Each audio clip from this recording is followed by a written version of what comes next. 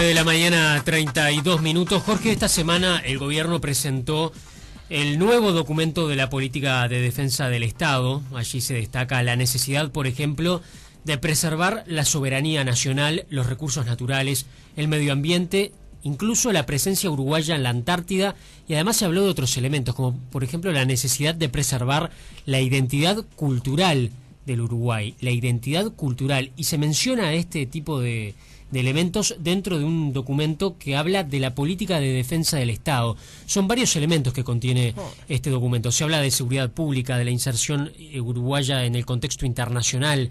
Se habla también de los escenarios de integración colectiva, como por ejemplo el Mercosur, la UNASUR, etcétera, etcétera. Se habla, por ejemplo, de las catástrofes que se han registrado a nivel del medio ambiente, las climáticas, etcétera.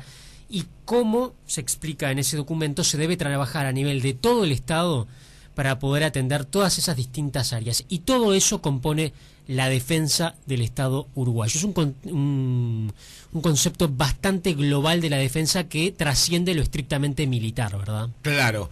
Estamos en línea con la directora general de Políticas de Defensa del Ministerio de Defensa Nacional. Estamos dando los buenos días a Gabriela González. ¿Qué tal? Buenos días. Muy buenos días, un gusto estar conversando con ustedes en esta mañana y muy agradecida por estar justamente conversando de estos temas que entendemos nosotros son de competencia de todos los ciudadanos, ¿no? Sin duda que sí.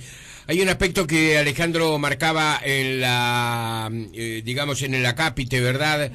En el copete de la información, en donde establecía algunos de los elementos que ustedes consideran como básicos en esto que es un documento, que es una manera de ver el Uruguay en el mundo de hoy y los peligros que de alguna manera acechan a una nación como Uruguay. Eso de la identidad cultural es realmente interesante y compartible.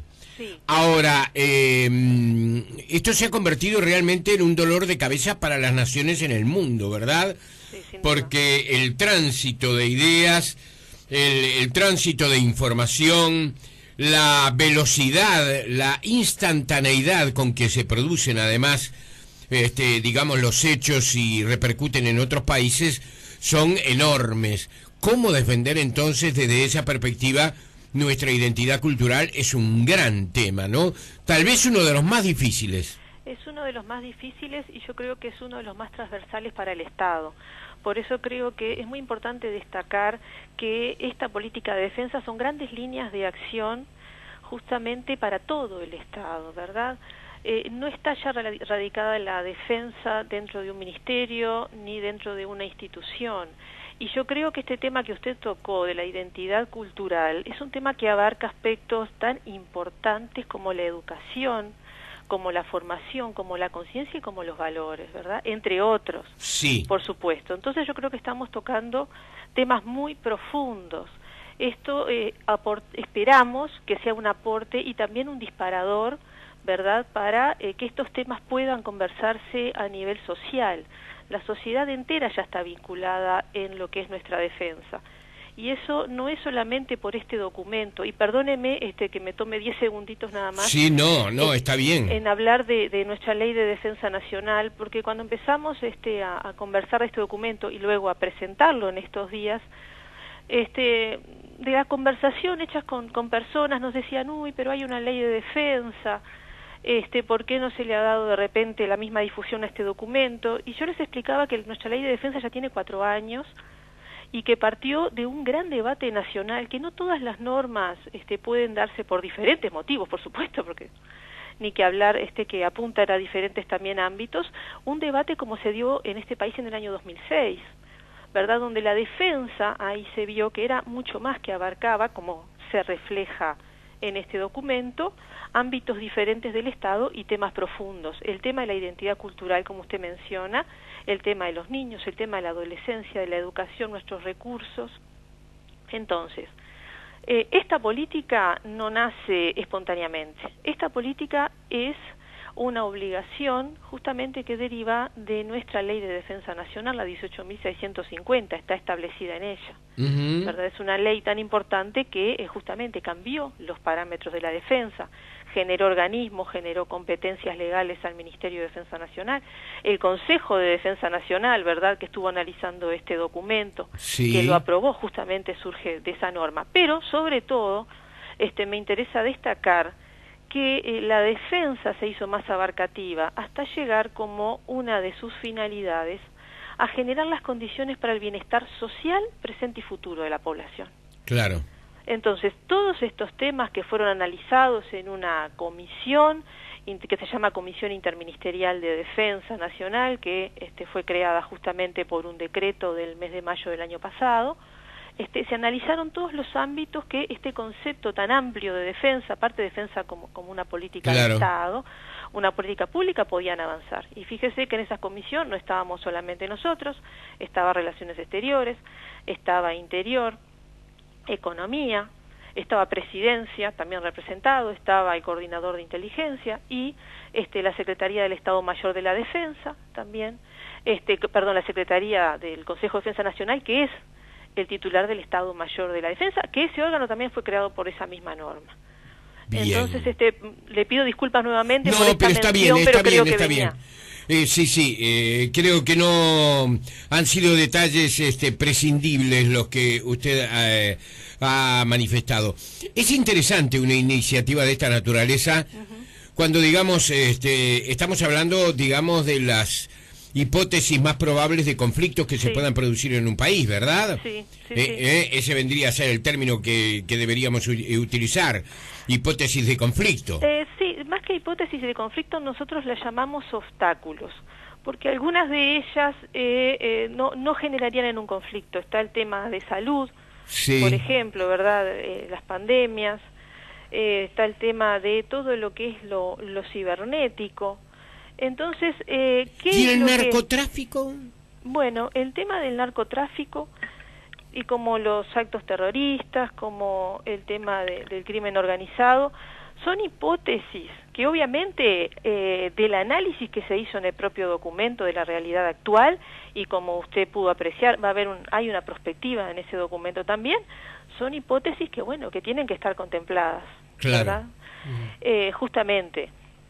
El narcotráfico, como usted dice, fíjese que cabría dentro de las hipótesis de lo que es el crimen organizado, porque su concepción es muy amplia. Bien. El Ministerio del Interior ha estado trabajando muchísimo con estos temas, y usted puede ver al final del documento. No quiero ser de repente muy aburrida con las personas que nos pueden estar escuchando. Pero está bien. Pero al final del documento hay unos lineamientos estratégicos de acción específica sobre estos temas, tanto a nivel nacional como integrando organismos internacionales que prevengan, porque hay una base dentro de todo esto que es la prevención, ¿verdad? Claro.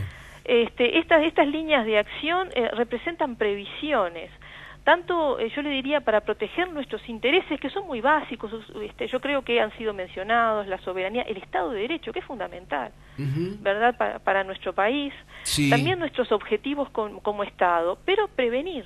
¿Qué hay en la base de todo esto? Poder actuar para prevenir, conocer primero, estudiar, por eso hubieron análisis, para luego poder prevenir o eventualmente mitigar estos riesgos y estas amenazas que pueden darse, ¿verdad? Que esa es otra de las funciones también del Consejo de Defensa Nacional. Entonces, tratamos de ser, tal vez sea un documento muy abarcativo, por eso, como le decía, es un disparador para seguirlo trabajando. Está muy bien. Yo recuerdo que cuando culminó el siglo XX y comienzo del siglo XXI, aparecieron, como se suele hacer, ¿verdad?, en los medios periodísticos, en los medios de comunicación, hipótesis a propósito de cómo sería el mundo a partir del año 2000. Y se establecía que, por ejemplo, yo recuerdo un suplemento que fue publicado por El País de Madrid, que también fue publicado por el New York Times, en donde se establecía que en los primeros 25 años de este siglo, o de este milenio, como a usted le guste, uno de los temas más delicados, más duros, más difíciles, iba a ser el conflicto permanente. Pero el conflicto permanente, ¿en qué sentido? No entre naciones, que podía darse, por supuesto, eso ha sido tradicional, sino contra lo que usted señalaba recién, el crimen organizado. Es decir, el crimen organizado como una guerra continua, una gota de agua permanente, representada no solamente por el narcotráfico, sino por otras organizaciones también delictivas, por ejemplo las mafias, la mafia del juego, la mafia de la prostitución, la mafia del contrabando, la mafia, bueno, de las armas. Recordaba además que en ese juego de hipótesis concretamente se establecían la división que se ha dado, por ejemplo, en la procedencia en algunos países, por ejemplo, la mafia del juego estaría básicamente afirmada desde los países asiáticos, la de las armas en Rusia, la de la prostitución, no recuerdo dónde, la mafia tal como se concibe desde Italia, por supuesto, a pesar de que hoy se encuentra muy debilitada, etcétera, etcétera. Esa lucha cotidiana, esa guerra sorda, silenciosa, no declarada, frente a organizaciones que parecen tener la fuerza de un Estado, ¿no? Sí, sin duda. Sí, dentro de otros estados. Es realmente una de las amenazas que estamos percibiendo a medida que se desarrolla este siglo. Sí. Eso sin duda. Yo le agregaría también un elemento a lo que usted me parece absolutamente certero, que son las nuevas tecnologías. Las nuevas tecnologías también a toda esa suerte de organizaciones delictivas muy poderosas, en ambos sentidos, económicamente y también con recursos humanos y con inserción, en todos los niveles, están utilizando las nuevas tecnologías. Yo no soy una experta en temas informáticos, obviamente, ni cibernéticos, pero sí los conozco, todos los conocemos, ¿verdad? Sabemos que eso varía día a día y hace de una exigencia permanente a los estados de actualización de conocimiento y también de vinculación internacional.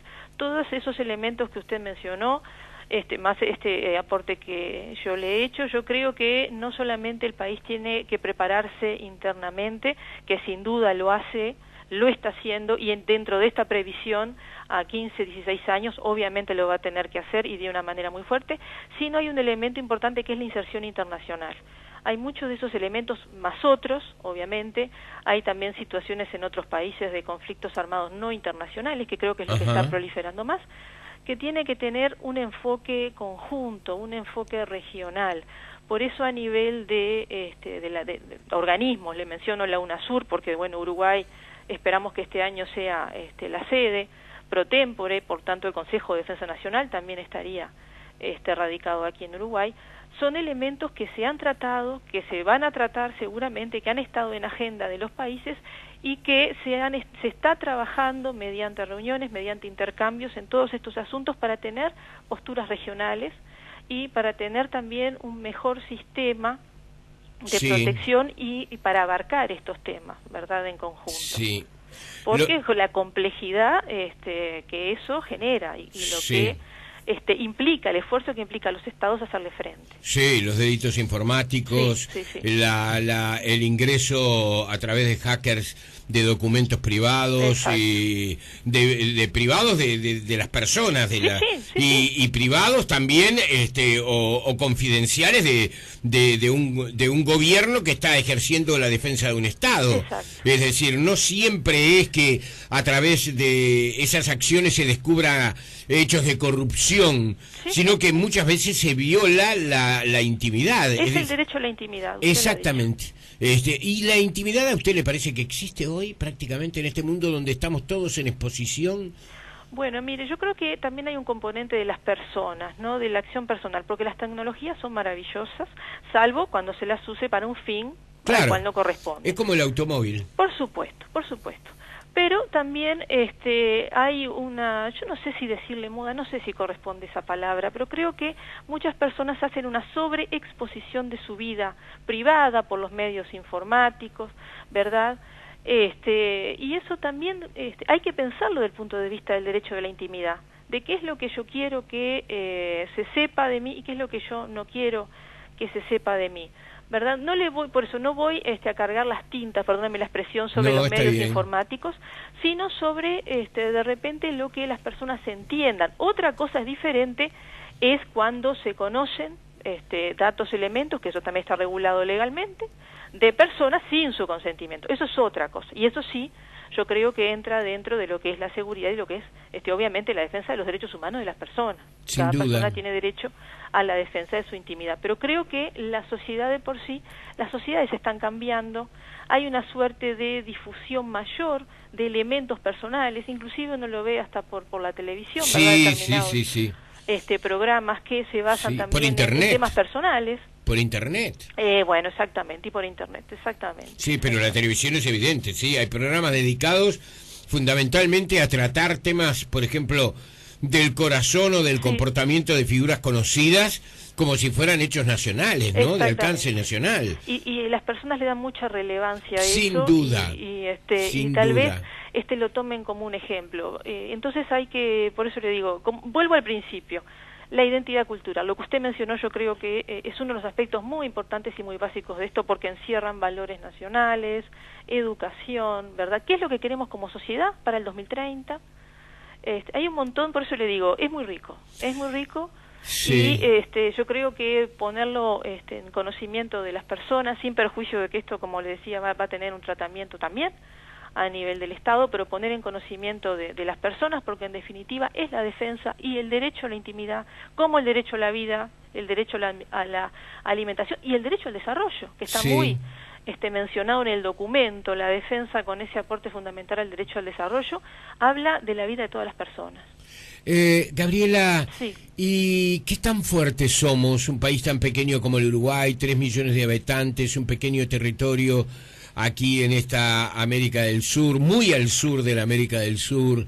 ¿Qué tantas fortalezas tenemos para resistir a fuerzas que admitimos son tan poderosas en todo sentido, desde el sentido económico al sentido militar, ¿verdad? Sí, yo creo que una de nuestras fortalezas es que tenemos un Estado de derecho muy fuerte internamente, un respeto a los derechos humanos, una política muy certera y, como les decía, el país está en camino al desarrollo. Eso creo que es una de las fortalezas que tiene nuestro país y eso está analizado en el documento. Pero yo me voy a ir un poquito, no quiero entrar en terreno de relaciones exteriores porque imagínense que hay otro ministerio también que estuvo trabajando en estos temas de una manera sumamente importante. Bien. Pero es un país pequeño, pero con una inserción internacional muy fuerte, ¿verdad?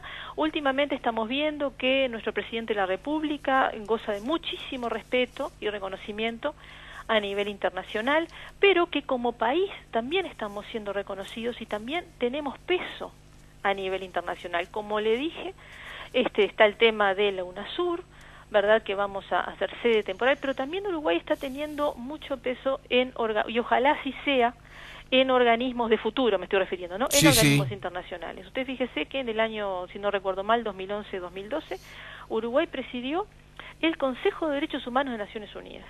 Sí. Esto fue algo muy importante, ¿verdad?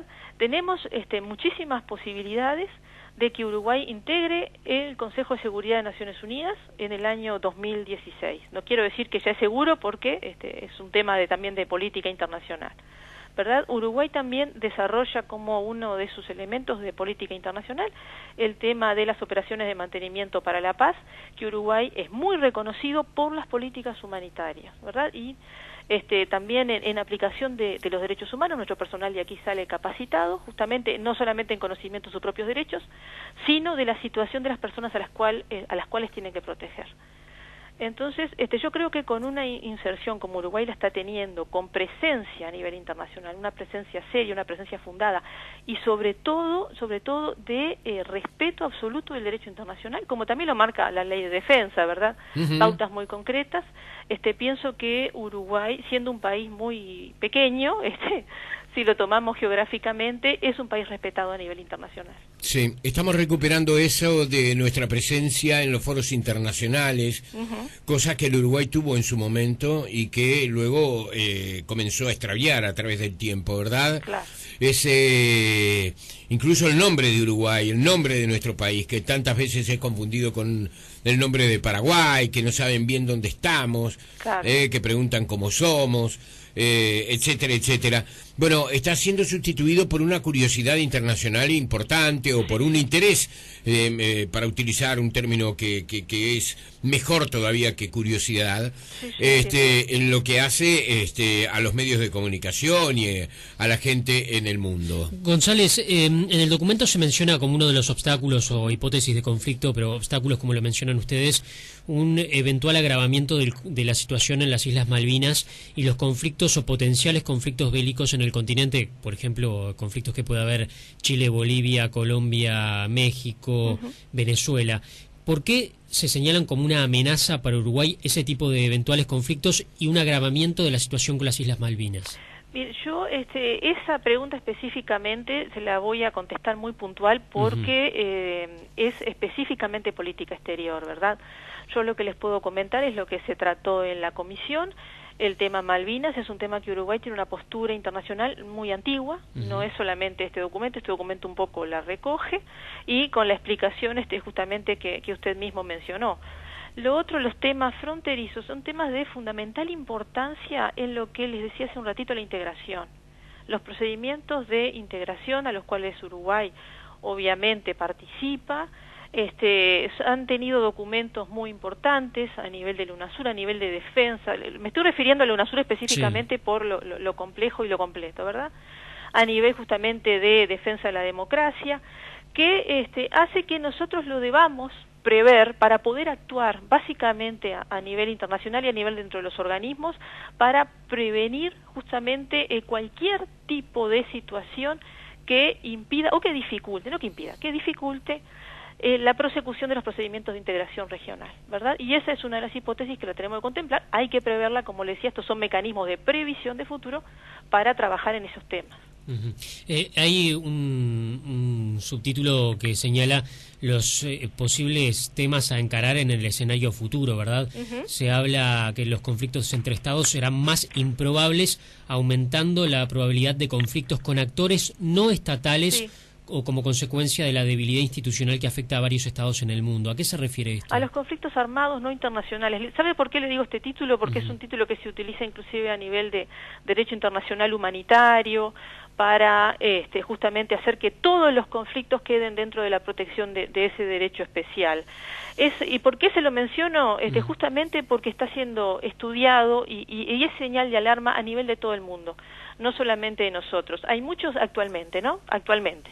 Hay más conflictos armados a nivel no internacional, o sea, con facciones internas, que conflictos armados internacionales. Le pongo un ejemplo que todos conocemos, y el Congo, ¿verdad?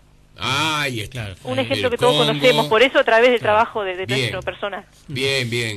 ¿Por qué se menciona también al medio ambiente y a la protección de los recursos naturales como una tarea básica en la defensa del Estado? ¿Hay conciencia de la importancia en Uruguay que significa el cuidado del medio ambiente y la protección de los recursos naturales, o se ve que no?